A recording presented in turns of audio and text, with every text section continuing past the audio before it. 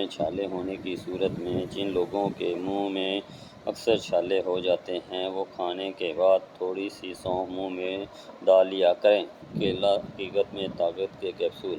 کھانے کے بعد کیلا کھانے سے کھانا ہضم ہوتا ہے اور معدے کو تقویت دیتا ہے۔ جریان احترام میں کیلا کھانا انتہائی مفید ہے۔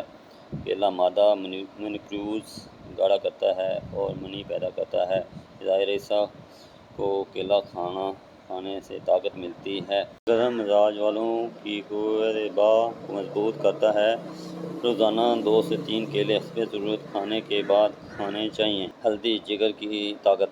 ہلدی جگر کو خراب ہونے سے بچاتی ہے، جگر کے خلیے دوبارہ سے بنانے میں مدد کرتی ہے اور جسم کے فاسد مواد کو اخراج میں مفید ہے۔ شوگر ختم 7 دانے کلونجی۔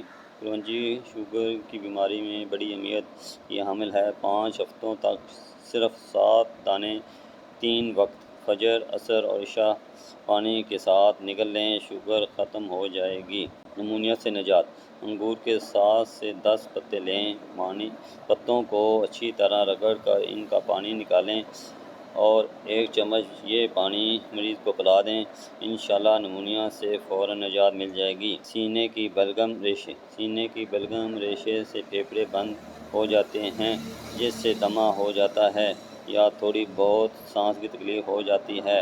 7 کالی مرچیں فجر عصر پانی کے ساتھ 5 ہفتوں تک استعمال کریں، انشاءاللہ فاقہ ہوگا۔ اگر آپ کو میری یہ ویڈیو اچھی لگی ہو تو میرے اس چینل دین و دنیا چینل کو سبسکرائب کر دیں اور بیل کے آئیکن کو دبا دیں تاکہ مزید آنے والی ویڈیو آپ کو بر وقت مل سکیں۔ شکریہ۔